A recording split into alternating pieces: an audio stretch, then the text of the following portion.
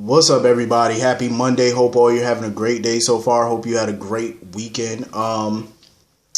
Getting into this episode, see, Sonny, all of y'all better get a lawyer. That's all I gotta say. Get a lawyer. Because Valerie and Chase clearly are not letting this investigation go. They're not letting the disappearance, well, not disappearance, but the disappearance of Christina. They're not letting it go.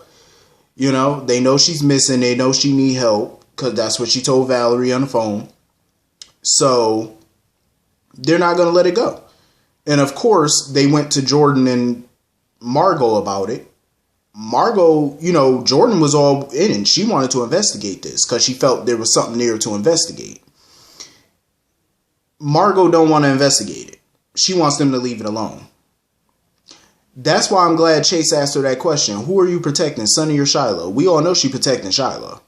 We know that. We know she ain't protecting Sonny. This is about her protecting Shiloh. Because we all know she's a part of DOD at this point.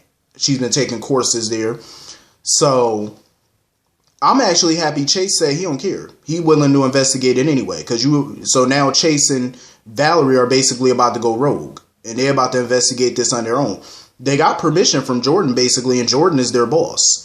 This is what I don't understand. Why is Margot walking around like she runs the police department? Yes, you are the district attorney.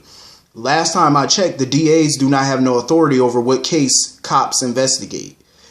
The cops are the ones who investigate the case, get all the evidence, enough evidence for the prosecutor, the DA, to have enough evidence to prosecute said case. She does not have the authority to tell them what case to prosecute and which ones not to. To investigate. She doesn't have that power.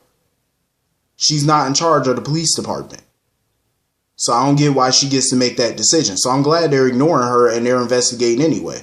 And as they should. They got the permission from their direct boss, which is Jordan. Jordan gave her permission and her blessing for them to investigate this because it's worth looking into.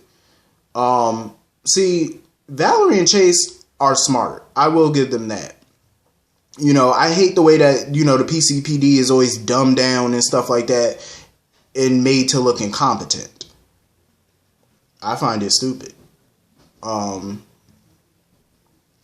It's like you can write a storyline and you can write your characters to where they're investigating the criminals, but if they're criminals who you want to stick around, you still don't have to dumb them down in order to, elevate another character. You don't have to do that. There's intelligent ways of doing this. I just find it ridiculous to keep dumbing down your police force, making them look like fools. So I'm glad that, Valerie and Chase are investigating this and they're made to look competent and downright smart.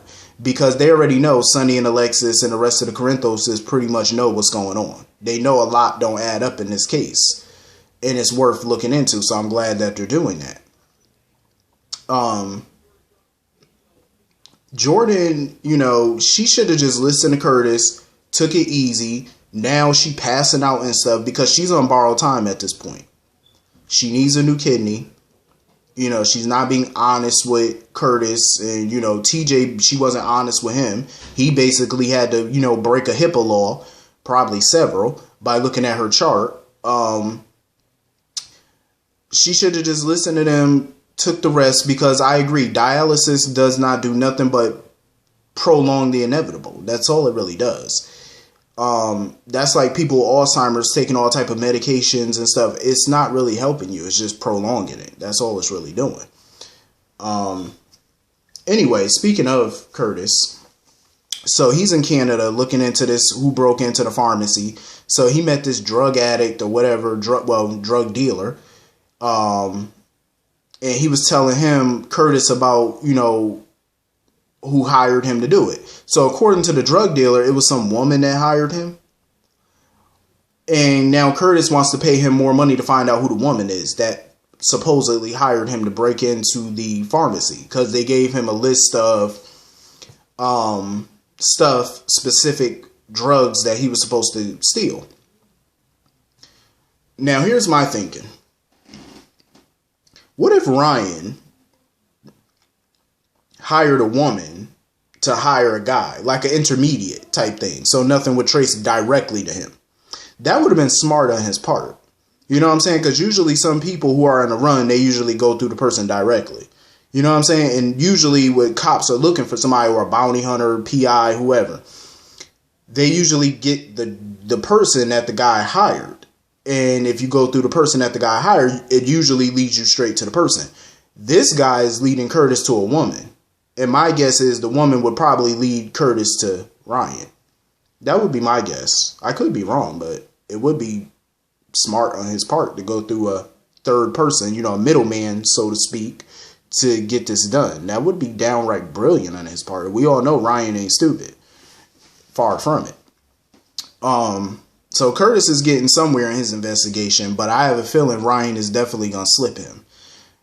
Definitely. Because we don't know if this drug dealer going to go back and tell the woman and she tell Ryan or whatever the case. Like, we don't know. You know, these people can't be trusted. You get him the money, that don't mean he got some loyalty to you just because you paid him off. You paid him for information. You didn't pay him for loyalty. I'm just saying. So anyway, Franco is hella confused. Like, he doesn't understand why they are even having some type of funeral for Ryan in the first place. Because Lulu basically wants to document this and publish it and stuff. She wants to document the funeral. And she's going to put the footage online. So, you know, everybody's getting ready. Everybody's there. And they're giving out their eulogies. And, you know, Ava's basically saying that Ryan's going to burn in hell. And Laura basically saying that they won and he lost. And Mac and Felicia are basically gloating that they finally beat him and that they're stronger now.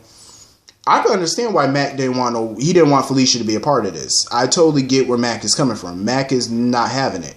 But he's going along with it because it's something that Felicia really wants, and she feels like this is their only way of getting Ryan. So that's the only reason he's going along with it, even though it is dangerous to do. Which I happen to agree. It is dangerous, but it's necessary. Ryan the whole time was just looking at all of them like, what the hell is wrong with y'all? Y'all having this funeral for this guy? Ryan just giving them major side eye throughout this eulogy. Like, that's how Ryan was looking at them. Ryan was all the way looking confused. Like, number one, why are we having this funeral? Two, he noticed Ava all up on Kevin with her head on his shoulder and stuff. Lucy noticed it too. Lucy was like, oh no. Lucy wasn't having it. Lucy was like, oh no, this can't really be Kevin. Like, she was like, why would you? She was like, the real Kevin wouldn't even touch you. I just bust out laughing. Like, that's why Felicia, you know, when Lucy stormed out and stuff, Felicia had to go and catch her. I'm like, y'all better not tell Lucy what's really going on. Like, I would keep that to him. That information I would keep to a minimum. I'm just saying, the less people to know, the better. It's already too many of y'all that know the truth about what's going on. Even Franco was looking at Ava like, are you okay? He was like, you good? You okay? Like, Lucy and Franco were definitely confused because, of course, Lucy was running around earlier in the day trying to recruit for the nurse's ball, trying to figure out if Margot had any talent and stuff like that. I can't wait for the nurse's ball, to be totally honest. I love this time of year for the nurse's ball, not only for the drama, but the musical performances and stuff. One of my favorite, because I got many favorites of the nurse's ball, but one of my favorites was 2014. I want to say 2014 was one of my favorites because that's when Fluke was around and he was singing on stage, and Kiki tore the house down with her performance. She was performing with TJ and Elizabeth and a host of other people when they did that Pink song, Raise Your Glass. That was like one of my favorite performances. So I can't wait for this year, though. This year I know it's probably going to be good. But I look forward to the nurse's ball because they always got some type of drama plus the good musical acts and stuff. So it's always cool. So anyway, moving on from that. Milo. We got to see Milo today, which I'm happy about. He basically went undercover for Sonny today, playing some guy named Mark Turner, trying to get into DOD. He was very convincing, too, when he talked to Shiloh. Basically saying his woman left him, he was broke, he had no guidance and stuff like that. When Shiloh looked like he wasn't going to help, as soon as he mentioned the cost of the classes and stuff like that, he seemed like he wasn't really interested in helping this cat. But when Milo mentioned how his parents died and left him, a sizable amount of money, Shiloh perked up real fast when he heard money. He was like, oh yeah, maybe we can help you. I said, this... Yeah, I swear, Shiloh... I like the actor who played Shiloh. I really do. I wish that they didn't write him in this character because you're basically writing him into a wall. But it is what it is. I think they're probably going to wrap up this DOD story probably around Nurse's Ball, probably. More than likely. I did love the scene in the kitchen, Sonny's kitchen, of course. I love that kitchen. That's like one of my new favorite sets, is that kitchen. Sonny was up in there cooking. See, I told y'all, they not building this set for no reason. Like, just to have, Sonny up in there just talking and stuff like that. What people don't understand is, or may have forgot, Sonny can get down in the kitchen. He know how to cook. Because if you notice, like, he cooked for a lot of the women that he dealt with. He cooked for a lot of them. Claire Walsh, all them. He cooks. One of his specialties, I remember them saying, was pasta and stuff like that. Because, he's Italian, of course. So he likes to cook. I think he is Italian, isn't he? Something like that. Irish, Italian, and all that. Rap, something like that. No, he's not Irish. Italian. He liked to cook all those dishes and stuff. Italian dishes and stuff. The pasta, the meatballs, all that stuff. How, those Goombas and stuff. You watch the mob movies. I'm pretty sure most of y'all probably seen The Sopranos. I'm going to tell y'all the truth. I love The Sopranos. Every time I watch The Sopranos, I have to eat. Because Tony Soprano and them stay eating. They stay going out to eat Italian food, and I always had to get me some pasta every time I seen them eat. You watch The Sopranos, it make you hungry. But, yeah, so he was basically updating Jason and stuff about, the sessions and what was going on, and, him and Sam and stuff, updating them. So Sam had to go. She, while Milo was distracting Shiloh, she snuck into the room to get a peek at the files. So she found a file with her name. Now, what irritated me about Sam was she spent all that time looking for, not looking for, but she spent all that time looking at her file. I'm like, why are you not looking for Christina's file, the pledge? That's what you should be looking for, not all worried about your file and what's in your file or whatever the case may be. You should have been looking for Christina's pledge. Because time is of the essence. I was like, look for the pledge, fool. Because basically Sonny, he was talking to Neil and stuff, and Sonny is still worried about what Christina may have told Shiloh or whatever what the pledge was. But Jason keeps reminding him, she knows nothing about our business.